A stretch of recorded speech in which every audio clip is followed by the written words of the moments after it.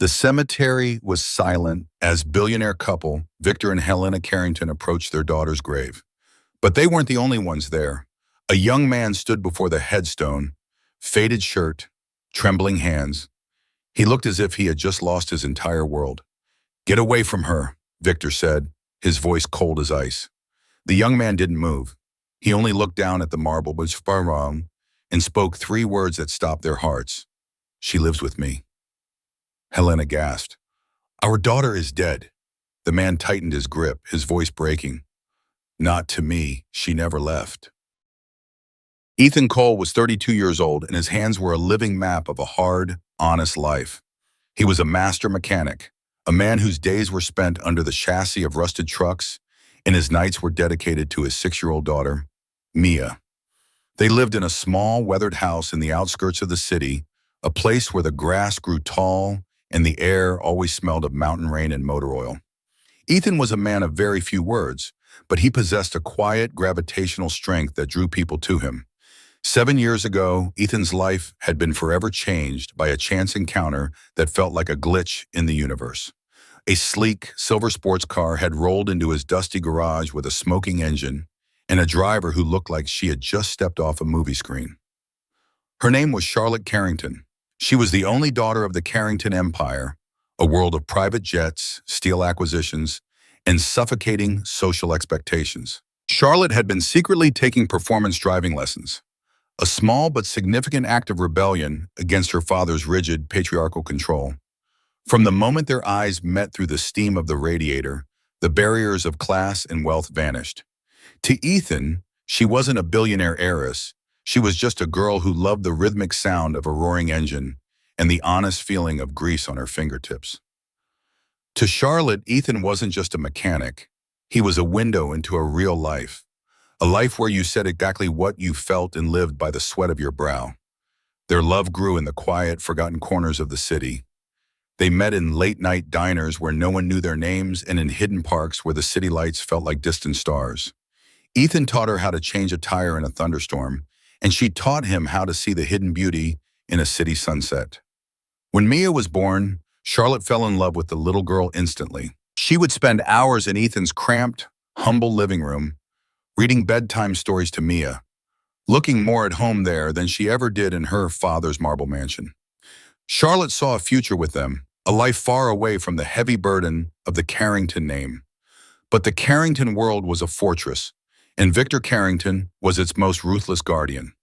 Victor saw Ethan as a parasite, a strategic threat to the family's global prestige. When he finally discovered the secret relationship through a private investigator, he didn't just forbid it, he tried to systematically destroy it. He offered Ethan $1 million in a briefcase to disappear forever. Ethan had looked at the check, then looked Victor in the eye and torn it into 1,000 pieces. "You can't buy what she found here," Ethan had said, his voice as steady as an iron beam. The pressure on Charlotte became unbearable. Victor threatened to disinherit her, to use his lawyers to ruin Ethan's business, and even hinted at using his influence to take Mia away. Charlotte fought back with everything she had, but she was a bird in a gilded cage. One stormy night, after a violent argument with Victor about leaving the estate for good to finally marry Ethan, Charlotte vanished into the night. The news hit the global headlines 24 hours later. Charlotte Carrington had died in a high-speed car accident on a treacherous, winding coastal road. The car had gone over a cliff, and the explosion had left absolutely nothing behind. Ethan was never officially notified by the family. He wasn't invited to the private, high-security funeral. He was erased from her history as if he were a ghost who had never existed. The Carringtons used their immense power to ensure the mechanic was never mentioned in the obituaries or the police reports. For one long, agonizing year, Ethan lived in a state of frozen grief. He worked double shifts to provide for Mia, but his soul was a hollow shell.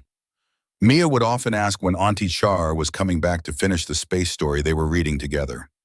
Ethan never had an answer that didn't break his heart. He began to feel like he was losing his mind, hearing her voice in the wind and seeing her shadow in the hallway of their small home. Finally, on the first anniversary of her death, Ethan decided he couldn't stay away any longer. He needed to stand where they had laid her to rest. He needed to say the final goodbye that they had stolen from him. He arrived at the cemetery at dawn, clutching a single wild rose, unaware that Victor and Helena were on their way to perform their own ritual of public grief. Do you believe this kind of love can truly bridge two different worlds? Type real or impossible in the comments. The air at the cemetery was heavy with the scent of damp earth and 1,000 expensive white lilies.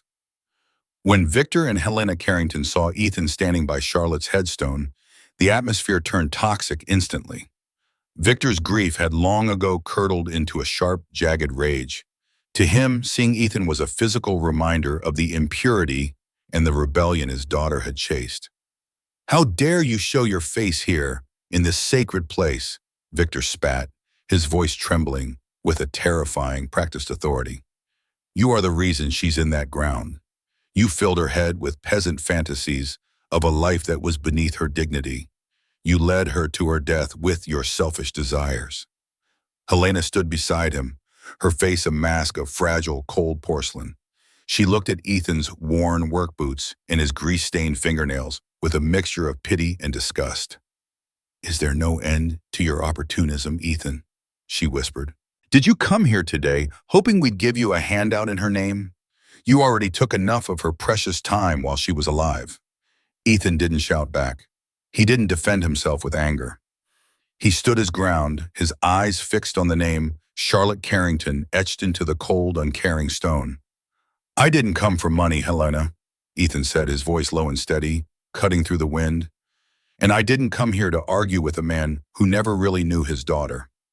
I came because I made her a promise that I would never let her be alone, even when the world tried to pull us apart." Victor let out a harsh, mocking laugh that echoed through the rows of graves. "A promise? You're a footnote boy, a tragic mistake she made while she was young and bored. We are her family. We gave her the world on a silver platter. You gave her a life of dirt, poverty, and broken dreams." Ethan looked up, meeting Victor's predatory gaze. "You gave her a cage with golden bars. I gave her a home with a heartbeat. Do you even know what she liked to eat when she was truly happy? She loved burnt sourdough toast with blackberry jam. Do you know how she laughed when she was genuinely stressed? It was a little hiccup sound she tried to hide behind her hand. Do you know that she spent her last 3 birthdays with me and Mia eating pizza on the floor, not in your cold ballroom?" Helena flinched, her hand going to her throat. The details were too specific, too intimate to be ignored. She began to see the truth in Ethan's eyes, a depth of loss that mirrored and perhaps even exceeded her own. But Victor was blinded by his pride and his need for control. He stepped closer, his finger pointing aggressively at Ethan's chest. "I want you gone from this cemetery, now. If I see you here again, or anywhere near my property, I will use every resource at my command to ensure you never work in this state again. You will lose that garage. You will lose your home. You will lose everything. Don't test the limits of my patience." Ethan looked at the grave one last time. He felt a strange vibration in the air, a sudden vivid memory of Charlotte's voice from their last night together. "If something happens, Ethan, don't believe the surface. Look for the light in the dark." He had thought she was just being dramatic back then. But now the words felt like a coded riddle waiting to be solved by the only man who knew her heart. "I'm leaving," Ethan said, turning his back on the billionaires. "But you should know something, Victor. Charlotte didn't die because of my love. She died because she was running away from your hate, and she never truly arrived at the destination she wanted because you were chasing her." As Ethan walked away, he felt Helena's eyes burning into his back. She wasn't looking at him with pure hatred anymore. She was looking at him with a growing, terrifying doubt. Ethan returned to his garage, but the heavy fog of grief was gone, replaced by a cold, mechanical curiosity that he hadn't felt in a year. He started thinking about the accident with the mind of a master mechanic. He knew the car Charlotte was driving. He had serviced it himself in secret many times. It was a high-end luxury sedan with the most advanced, redundant safety systems in the world. For that specific to lose control and go over a cliff on a perfectly dry, clear night, it simply didn't make engineering sense. He remembered the vague police report he had seen in the news. Mechanical failure. To anyone else, it was a tragic, random coincidence. To Ethan, it was a screaming red flag. Complex mechanical systems don't just fail in three different ways at once without help. He began to realize that the cemetery wasn't the end of her story. It was the start of a trail that someone had tried very hard to bury. Whose side are you on? The grieving father who wants to protect his legacy? Or the single dad who knows the truth? Type Ethan or father in the comments. Ethan spent the next week like a man possessed by a demon. He used every connection he had in the local underground mechanic community to find the high-security salvage yard where Charlotte's car had been taken before it was scheduled to be crushed. He found an old friend, a yard manager named Silas, who had kept a few charred components of the wreckage as reference pieces before the insurance company's fixers reclaimed them. Ethan spent 3 sleepless nights in his garage, hunched over a blackened, twisted piece of the car's primary braking manifold under a magnifying lamp. He didn't need a high-tech lab. He had his eyes, his intuition, and a lifetime of experience. Under a high-powered ultraviolet lamp, he found exactly what he was looking for: a microscopic score mark on the primary brake line. It wasn't a wear-and-tear snap. It was a precision chemical cut, designed to hold under normal pressure, but to burst instantly under the weight of a sudden high-speed emergency stop. Ethan realized with a jolt of pure horror that Charlotte hadn't had an accident. She had been targeted. She had been assassinated in cold blood. But who would want her dead? She was the darling of the social world, the future of the Carrington name. While Ethan was digging through the mechanical evidence, Helena Carrington was doing her own digging in the palace. She couldn't get Ethan's words out of her head. The burnt toast, the hiccup laugh. She realized she knew the version of her daughter that wore 10-carat diamonds, but she had been a total stranger to the version that wore Ethan's oversized flannel shirts. She secretly visited Ethan's garage late one evening. She arrived in a nondescript, rented car, her face hidden behind the dark sunglasses and a scarf. When she saw Mia playing in the corner of the shop with a toy wrench, Helena felt a sharp physical pain in her heart. Mia looked exactly like Charlotte did at 6 years old. The same defiant chin, the same spark in her eyes. "Why are you really here, Ethan?" Helena asked, standing among the tools and the smell of oil. "I'm here to prove that your daughter didn't just die, Helena. I'm here to prove she was murdered by someone she trusted," Ethan said, showing her the microscopic evidence on the brake line. The medical record. Helena turned as pale as a ghost. She reached into her bag and pulled out a small, leather-bound notebook. It was Charlotte's private diary, which Helena had found hidden behind a loose brick in the back of Charlotte's old childhood bedroom. "I found this," Helena whispered, her voice cracking.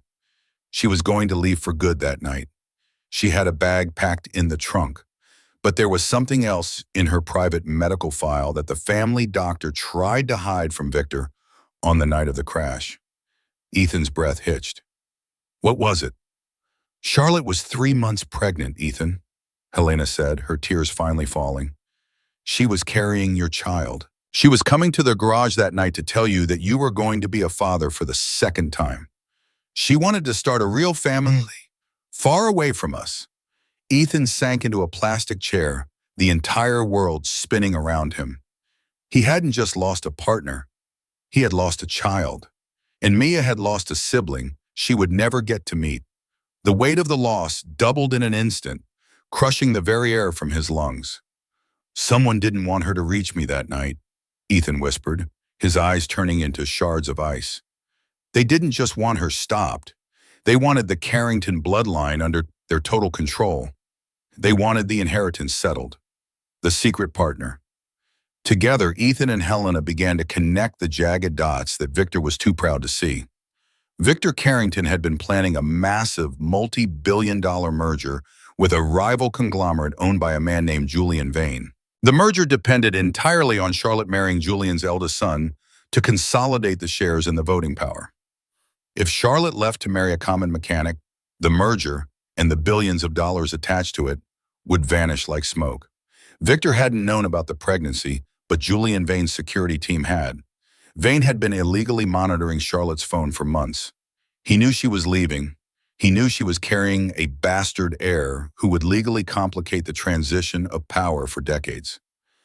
Ethan looked at Helena, his hands clenching into fists.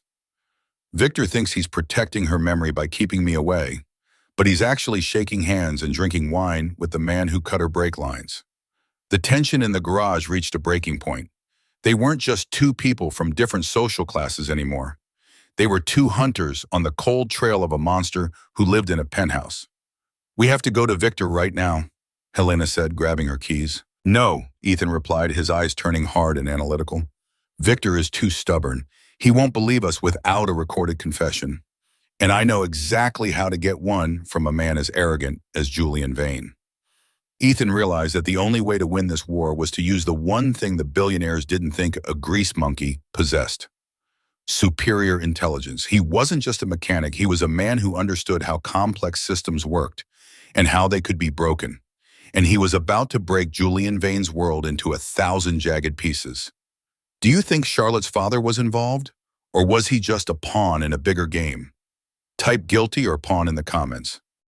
Ethan and Helena orchestrated a high-stakes cinematic trap during the final formal merger signing at the Carrington estate. The room was filled with the most powerful people in the country. Victor was at the head of the long mahogany table, pen in hand, ready to sign away the future of his legacy. Julian Vane sat across from him, smiling like a predator who had already swallowed its prey. Ethan didn't burst in with a weapon. He walked in dressed as a high-end server, delivering the very legal documents Vane thought were safe in his briefcase. As the papers were distributed, the lights in the ballroom dimmed. On the massive presentation screen, instead of the merger details and profit projections, Ethan played a hidden camera recording. It was a conversation he had lured Vane's head of security into having at a local dive bar, using Silas and a large sum of anonymous cash as bait. In the crystal-clear recording, the security chief admitted to altering the brake manifold on the silver sedan under Julian Vane's direct, written orders to ensure the Charlotte problem was handled before the audit. The room went deathly, impossibly silent. Victor Carrington stood up, his face turning a deep, dangerous shade of bruised purple. He looked at the flickering screen, then at his partner, Julian Vane. "Is this true, Julian?" Victor whispered, his voice like a tectonic plate shifting. Vane tried to laugh it off, calling it a digital fabrication, a cheap trick by a disgruntled employee. But then Helena stepped forward from the shadows, holding the microscopic forensic evidence and the hidden medical records. "You killed my daughter, Julian," Helena said, her voice echoing with the primal fury of a mother. "And you killed my innocent grandchild. You murdered the only light in this family for a few extra points on a stock exchange." Victor didn't wait for the police to arrive. He lunged across the table with a speed that shocked everyone, his hands finding Julian Vane's throat. It took 4 armed security guards to pull the grieving father off the murderer. In the chaotic aftermath, Ethan stood in the corner of the ballroom, watching the empire he had helped dismantle. He didn't feel glory or triumph. He only felt a heavy, cold sense of peace. He had kept his final promise to Charlotte. Julian Vane was arrested on the spot, facing on multiple counts of first-degree murder. The merger was not just canceled, it was incinerated. The Carrington Empire began to undergo a massive, painful, and very public restructuring.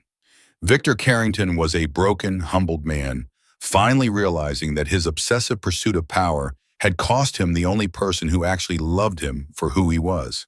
Ethan walked out of the mansion that night, leaving the billionaires to cry over their ruins. He went back to his small, quiet house, where Mia was waiting for him in her pajamas. He hugged her tighter than he ever had before, breathing in the scent of her hair. "Is the truth out now, Daddy?" Mia asked, sensing the shift in the air. "Yes, baby," Ethan whispered, a single tear falling down his cheek. "The truth is finally home, and it's going to stay here. Would you have the courage to face a billionaire to get justice for the person you loved?" Type yes or no in the comments. A month later, the cemetery looked fundamentally different.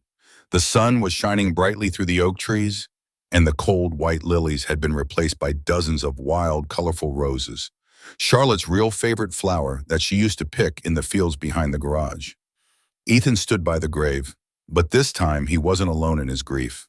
Helena stood to his left, and after a long, respectful hesitation, Victor Carrington walked up to stand on his right. Victor looked 10 years older than he had a month ago. The arrogance was gone, replaced by a quiet, hollow humility that only comes with total loss. He looked at Ethan, then at Mia, who was carefully placing a colorful drawing of a rocket ship on the headstone, a ship designed to take Auntie Char to the stars. "I'm so sorry, Ethan," Victor said, his voice barely a raspy whisper. "I was a blind man living in a palace of my own making. I didn't see her, I only saw what I wanted her to be." Uncle Ethan didn't offer a grand, easy forgiveness. Some things in this life are too broken to be fully mended by a few words. But he did nod, a silent acknowledgement of the man's pain. "She didn't want your billions, Victor," Ethan said softly. "She just wanted you to see her for 5 minutes. Really see her. She wanted you to know that she was happy in the dirt." Victor looked at Mia, his eyes brimming with tears. "She looks so much like her, it hurts to breathe." "She has her laugh," Ethan said, a small, genuine smile finally touching his lips. "The little hiccup. You'll hear it soon." Ethan didn't take a multi-million-dollar settlement from the Carringtons. He didn't ask for an executive position in the company. He went back to his garage and his tools. But now the garage was always full of honest work, and Helena visited every single weekend to take Mia to the zoo, the library, or the park. Ethan realized that Charlotte didn't live in the cold ground of the cemetery. She lived in the way he raised their daughter with integrity. She lived in the bridge he had built between two families who had been separated by a wall of gold for decades. As they walked away from the grave together, Ethan felt a sudden, familiar warmth on his shoulder. It wasn't just the morning sun. It was the weightless feeling of a promise kept to the woman he had loved more than life itself. Charlotte Carrington was gone from the physical world, but she would never be gone from the heart of the man who knew her favorite jam and her secret laugh. The mechanic had saved the princess, not from a tower, but from the silence of an unmarked grave. True love doesn't need a formal title, a legal contract, or a massive bank balance to be the most real thing in the world. It is found in the smallest, most invisible details. The way someone laughs when they're scared, the way they like their toast, and the promises kept in the dead of night.